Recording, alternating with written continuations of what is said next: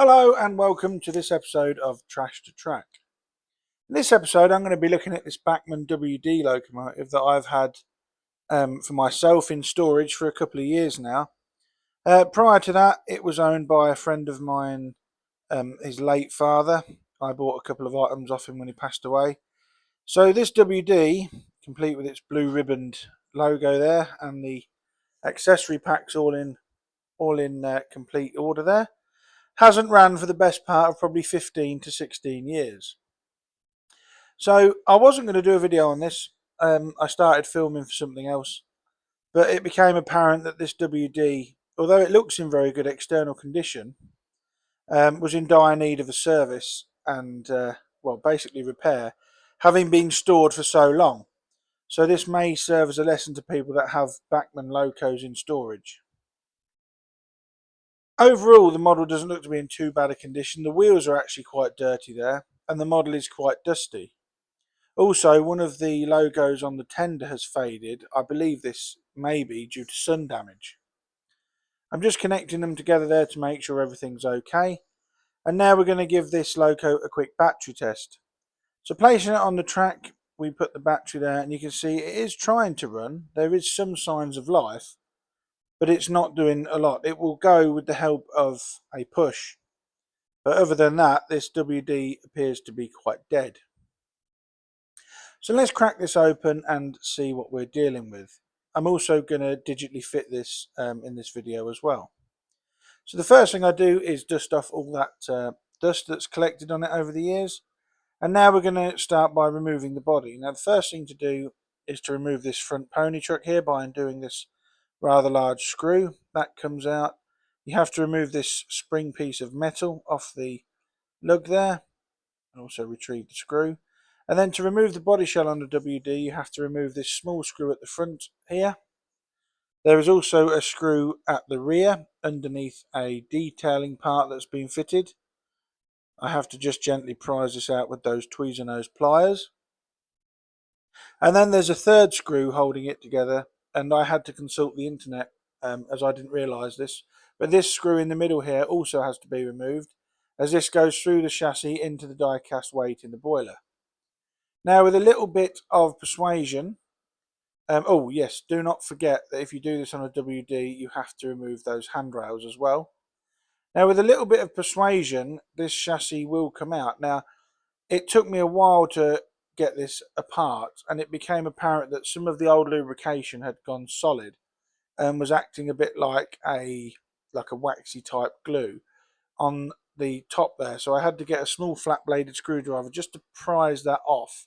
And as soon as it was loose, the body and the chassis separated, revealing that this is a non-DCC ready model. But it looks to be in overall generally good condition, but there is quite a lot of solidified and very old lubrication there, which I'm just going to remove with a cotton bud. As I said, this was acting as like a very weak glue that was gluing the two parts together. It soon becomes apparent as well, having looked at this, that the grease that Bachmann have used over the years has not fared very well at all. I mean, this stuff here is horrendous. It's almost solid. I would liken it to Play-Doh. It's not very good at all, which might give some indication as to why it's a non-runner at the moment. So I'm just going to remove this. This is a push fit part, this top of the motor here, and I'm going to remove the motor. Now if you attempt this, be very gentle, because the motor mount is plastic and the last thing you want to do is break it. Now using a pair of snips, I'm going to cut the wires to the motor. As I said, I'm going to digitally fit this model, so I'm not going to need this printed circuit board that's here. And I also cut the pickup wires and I set that aside for later. You can see here that now the motor's removed, the wheels will not turn under their own power. I have to put significant pressure on that to get those wheels to turn. So we're going to have to strip this down and remove all of that old lubrication. I'm also going to remove the motor mount, as this is held in place with two screws, just so that I can get underneath it and remove any debris or grease that's seeped under there over the years. Again, looking at this grease here, and the wheels as well are caked in a layer of dust and dirt that has solidified over the years. Using my trusted method of a cotton bud and methylated spirits, I'm just going to try and remove as much of this crud as I can. And then here, this, what I actually thought was a screw head, turned out to be a massive lump of hardened grease.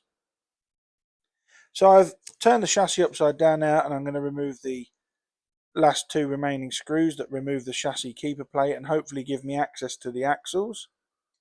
Now when I remove this, you will see that the pickups and the pickup wire all come apart as one piece. This is a very good design. Hornby, you should take note on this. None of these fiddly pickups. And you can see here that the oil has congealed in these axles, and they are virtually stuck in their guides like glue, as I said before. A cotton bud and methylated spirits makes light work of cleaning this old congealed oil away. Every axle is going to be treated, and every axle hole needs a good clean out. Unfortunately, there are no proper bearings on this model. The wheels just sit in the die-cast chassis block, but as long as it's clean and well lubricated, it shouldn't be too much of a problem. I'm going to just speed the footage up now of me cleaning all the wheels here, just so you can see the amount of work that went into this.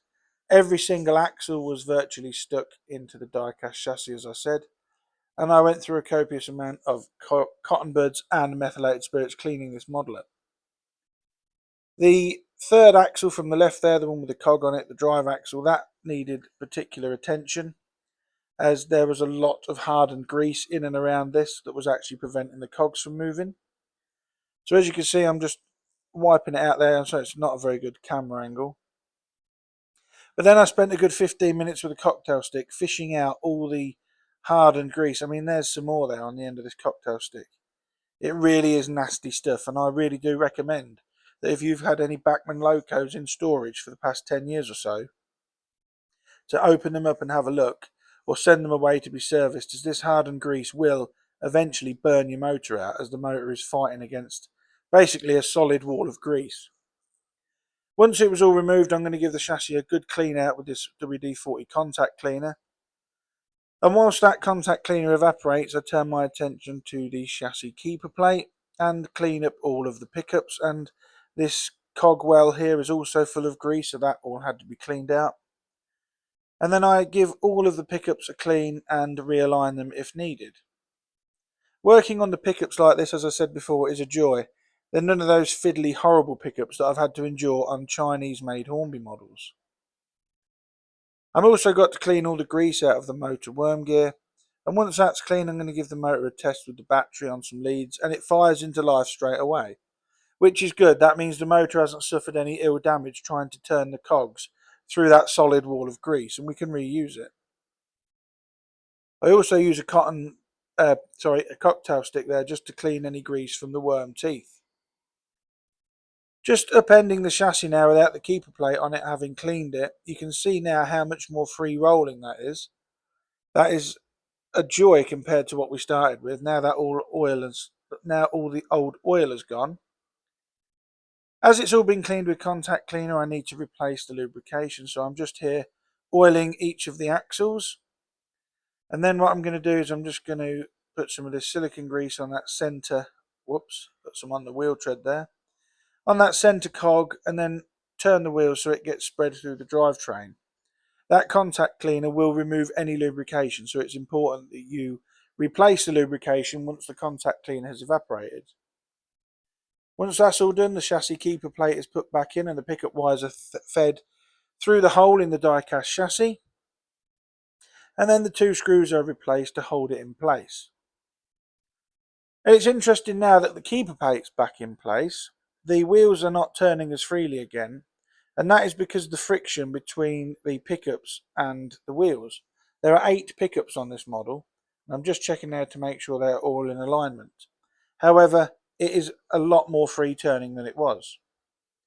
I'm also going to add a small amount of silicone grease to this gear train that sticks out the top here, as like I said before, all of the original lubrication is gone. Just to top it off with a tiny amount of hobby lube there, just to dilute the grease a little bit. And then I'm going to replace that motor housing using the 2 screws we took off earlier. I'm just giving the chassis a quick wheel there just to spread that lubrication through the drivetrain and the cogs now that it's the correct way up.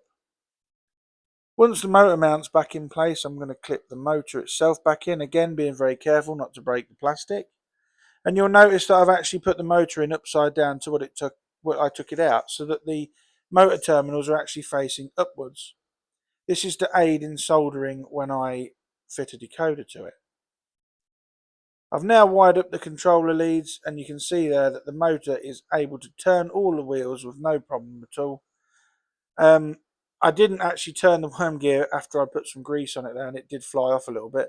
But running this in for a good couple of minutes made sure that the lubrication had spread well.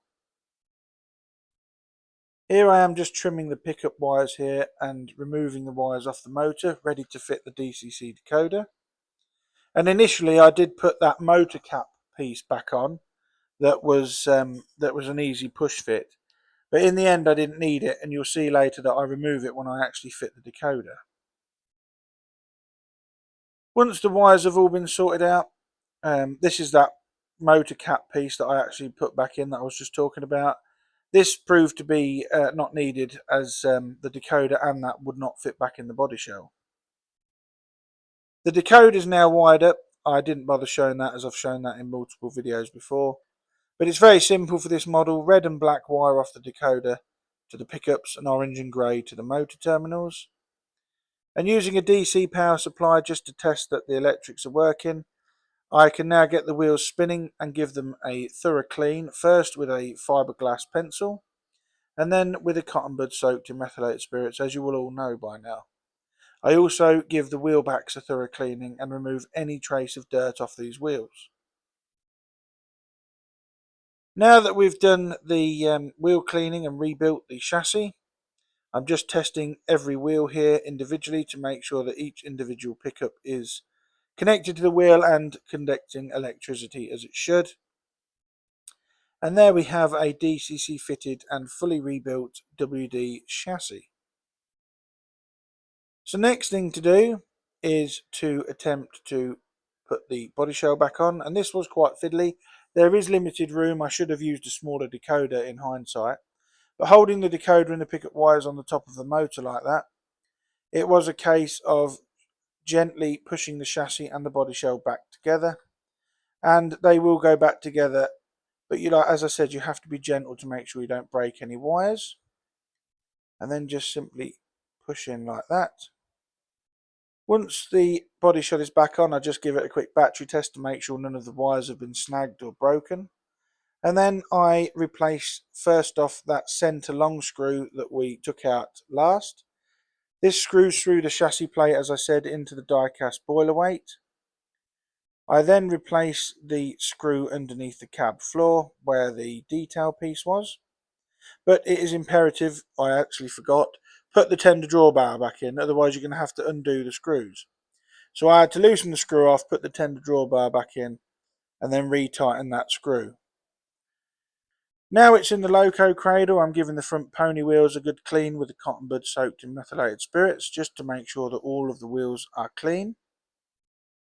And then the front pony wheel and bogie assembly was refitted along with that metal spring piece.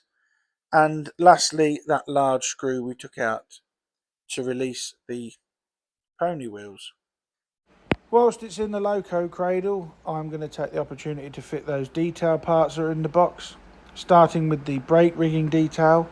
This simply clips into pre-cast plastic holes in all the brake shoes, and also clips onto the detailing piece under the cab that was already present. This is not fixed in place with any glue, this is just held in place by friction. Again, another battery test to make sure that no wires were trapped. And then I upend the loco and start by fitting the front vacuum pipe. This was held in place with a small amount of rail match satin varnish. And then the front footsteps that go either side of the pony wheel, these were held in place with a very small amount of super glue. And I do mean a small amount, the tiniest amount is enough to hold these in place. Lastly, I refit the handrails that we took off. The tops clip into the plastic body shell just either side of the cab there, and the bottoms push into pre-drilled holes in the die-cast chassis. And there we go, you can see both of them fitted as they should be. So now the loco's done, I'm going to turn my attention to the tender, and I'm hoping that the tender isn't going to need a lot of work, just a good dusting and possibly a clean. So using the old paintbrush, I give the tender a good dust over. I also get rid of a few cobwebs that are underneath.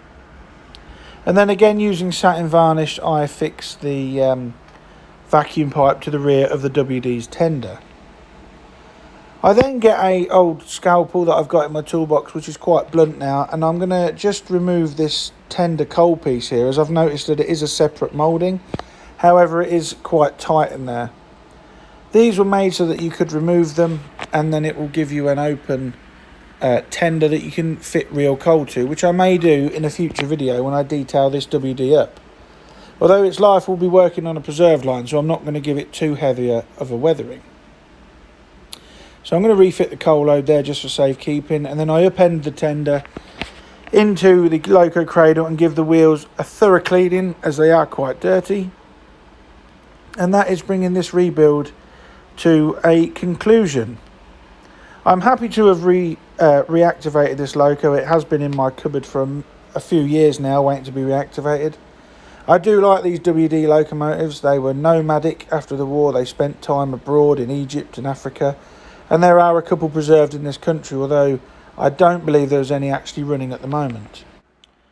A lot of people don't like the look of these. They were built in a time of great austerity, but I actually think they are quite a handsome looking loco.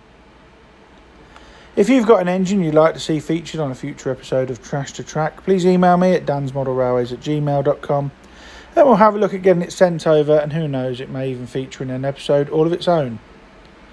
I'll leave you now with some views of the WD running around the garden, doing what it was meant to do, hauling long freight trains.